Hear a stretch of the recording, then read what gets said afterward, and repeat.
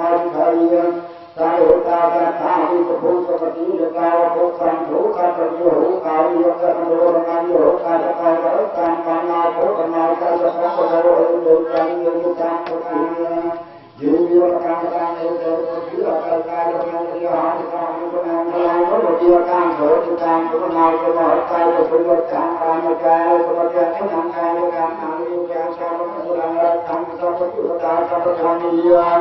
lúc yêu cầu là có điều ca thằng có bao nhiêu cái sao có những là thằng có bao nhiêu ca sao có thằng gì lúc yêu cầu là có điều ca thằng có bao nhiêu cái là thằng có bao nhiêu ca năng ca thằng gì năng Parakata Nabiyona Handavata Utkam Opasya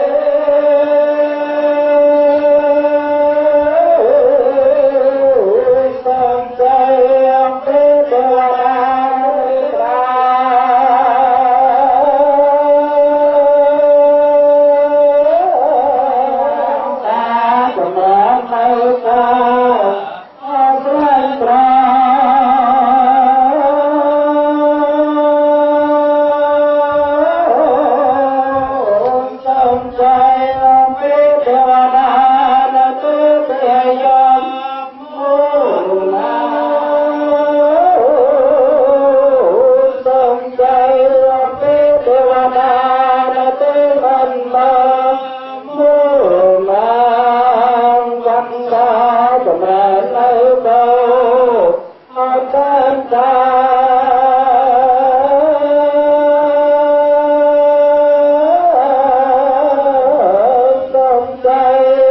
kênh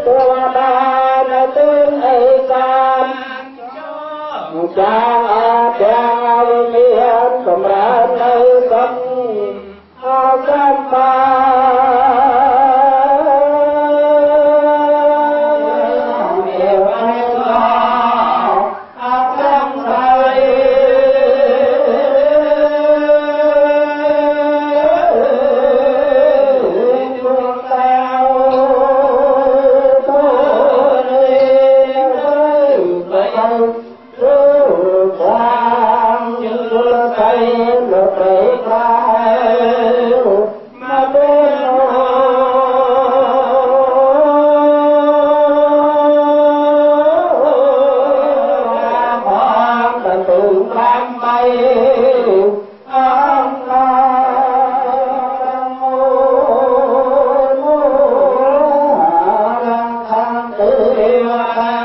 để không bỏ lỡ những video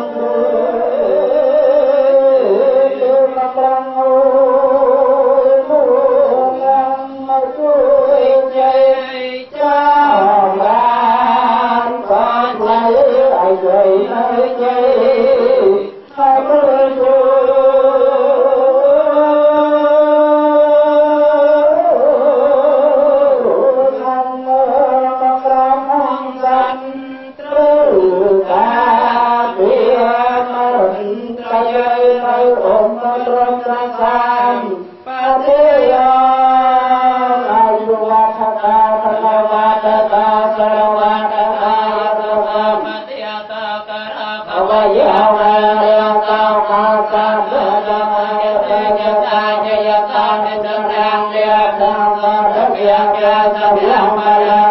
dẫn.